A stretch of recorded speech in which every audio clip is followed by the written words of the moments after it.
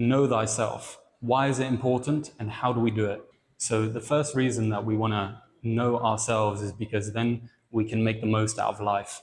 It's as if we are a tool. If you want to think of it like that, you're like a tool, and you can use yourself as a tool, as a machine, in the best way possible when you know what this machine is for. Because human beings look the same. There's the illusion, in a way we're very similar, but in a way we're like so different. And the illusion, there's an illusion that we're kind of the same because we look the same. We're like a bag of meat, a walking bag of meat. So we look very similar, but at the same time, it's like a machine that looks pretty much the same, man or woman, but at the same time is very, very different because of what we're internally designed for. And so you're like a machine, and it's up to you to figure out, like, okay, what is this machine designed for? And then you can think of it like if you're like a chainsaw, for example, you're going to fucking love like cutting wood, right? A chainsaw. Imagine a chainsaw. If you put yourself in the shoes of a chainsaw and you are the chainsaw, and then life is like, hey, do you want to chop up some wood? You're like, fuck yeah, I want to chop up some wood, you know? So by knowing yourself, by endeavoring to know yourself, you can figure out what kind of machine am I? And what kind of purpose does this machine have? And when you start to figure that out, then you start doing that which you are designed for. And then invariably that's going to be fulfilling to you because that's what you're built for. So an important part of knowing thyself is really so that you can organize your life in such a way that you are doing what you're meant to do. And not in that you should do, but what you're designed to do. And I think when you're doing what you're designed to do, you're going to love it, just like the chainsaw and the wood. So another reason that you want to know yourself is that when you figure out what you're designed for and what's truly important to you, you're much more likely to be willing to embrace discomfort, pain, and challenge. And those things are inevitable in life. Like we can't avoid discomfort, pain, and challenge. They're going to come because that's part of the game. And but if we're doing something that's not fulfilling to us, then we're probably we're going to want to avoid pain. And when we have something that we know, like, this is important to me, then you can think, okay, so if I were to do that, what kind of pain, challenge, or discomfort would I be likely to experience on that path? And then the question is for you, am I willing to experience those things? Is that mission, is that vision inspiring enough to me to experience that pain, discomfort, and challenge? And if it is, then you have a why. And it's like Viktor Frankl, he said, a man who has a strong enough why can bear almost any how. So when you know yourself and you know what's important to you, then you know what kind of pain, discomfort, and challenge you're likely to experience as you move towards that which is important to you. Except now that you experience the pain, challenge, or discomfort, you're experiencing it for a reason. You know why you're experiencing it, which is a very different experience to just having random pain, challenge, or discomfort, and you don't even know why, and you're not doing it for a reason. Compared to if you're doing something for a reason, something that's important to you, then you're much more willing to embrace pain. And you're like, okay, so there is this pain, challenge, discomfort, and at the same time, I really want to do this. So it's a different experience because you're doing it for a reason. So that's the core, I would say, is of why you want to know yourself. So then the question is, how does one know thyself? How can we start cultivating that self-awareness and start understanding what this machine is and who we are? So I'd like to offer a few different things that I've found helped me to develop this self-awareness and to know myself better. And so first of all, there's meditation. So meditation basically allows you to quiet and to pay attention to what's happening inside you. And before you do that, the default will be to be externally focused, which means you're focused on the external world and you're not focused on what's happening inside. And this is thyself. This is thyself. So when you meditate, you're observing thyself. You're observing thyself, and that's how you learn, is by observing. So I'd say a core fundamental practice in order to know thyself is meditation. Another thing is solitude. So solitude and isolation are different things, but solitude, I would say, is intentional isolation. Intentional, whereas isolation can also be for less good reasons. But solitude is choosing to spend time with yourself rather than, and it's not alone. You can think of it as alone, but I would suggest that you think of it as with yourself. You can be with people, or you can be with yourself. And when you're with yourself, you're spending time with yourself. Whereas when you're surrounded by people all the time, you know what you're like in relation to other people. You know how you feel with other people. You know what you're like with other people. But until you really know what you're like with yourself, it's going to be hard to really know yourself well, because it's only when you remove it's kind of like you respond and react to different stimuli in the world. And some of those stimuli are objects, but then there's also people. So you respond and react to other people, and then that's one of the ways that you can know yourself. But until you remove the stimuli and you're just with yourself, then you're going to be missing out on some really important data. And it's by spending time in solitude that you're going to cultivate a lot of self-awareness, because then you can think, you start to think, and you start to experience yourself with yourself, which is like the purest form of like who you are. Like, who are you when you're just with you? So solitude is another thing. We're creatures of habit. So it's very, very normal and also helpful to fall into routine and into habit. It saves us a lot of time, and it's also nice because the human brain likes familiarity. We really like what's familiar. And at the same time, I'd say that in order to cultivate self-awareness and to know yourself better, it can be very useful to break up your routine. Because when you're always doing the same thing, it's kind of like you are an entity, and you're responding to different stimuli. But if those stimuli are always the same, then you're kind of going to be responding always the same too. So you're blocking off your possibility of understanding yourself better.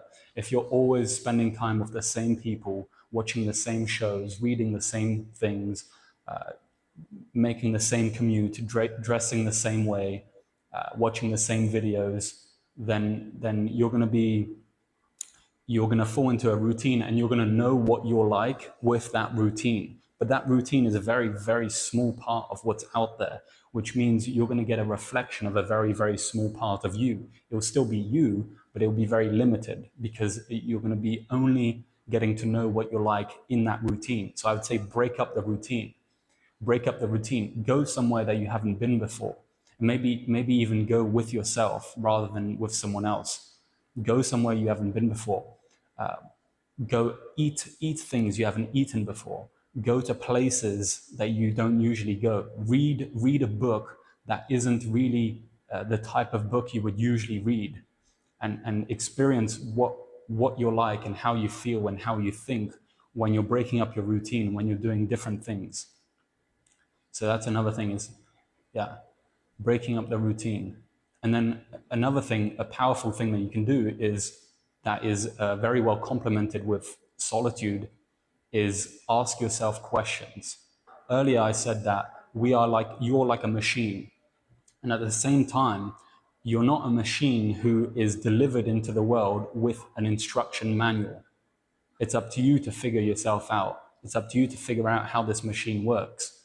And so one of the powerful ways that you can do that is ask yourself questions like you would if you were getting to know someone else. Like, you are a person that you want to get to know.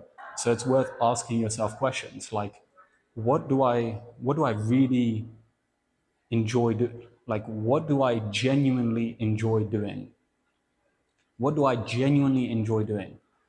Or if let's say I win the lottery and I've got $100 million and I don't need to work a single day of my life again, what would I do? Like really, really put yourself in that situation. Really like close your eyes and imagine, try and put yourself in the actual shoes. Imagine yourself having like winning the lottery. You have $100 million in your bank and you don't need to work another day of your life. Maybe one of the first things you'll do is travel, buy a bunch of things, nice clothes, go to fancy restaurants. And you're going to have a certain period where you're going to splurge a bit naturally, probably.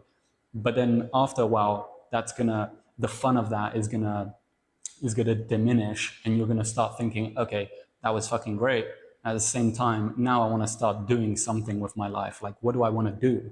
And it's great because I don't need a job now, so I've got the freedom to do what I truly want. So that's a great question. If you had enough money to not work a single day of your life, and you can have the lifestyle that you want, how would you live? What would you do? What would you dedicate yourself to? Because sometimes we might think like, yeah, I would just like chill, but I think that you would probably want to chill sometimes, but also be dedicated to something, be working on something, be creating something. And so one of the questions you can ask is that, if I had all the money that I needed, what would I do with my life? And what do I like? What do I like doing? What do I dislike doing? What am I good at? What am I not good at?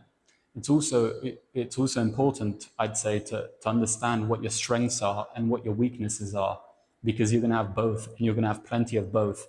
And I would say that the more you know both, what's on both lists, the better for you.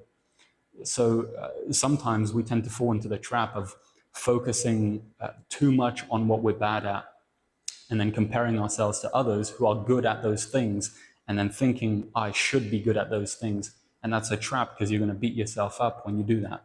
So you don't want to be like excessively focused on your weaknesses, because it's not healthy, obviously.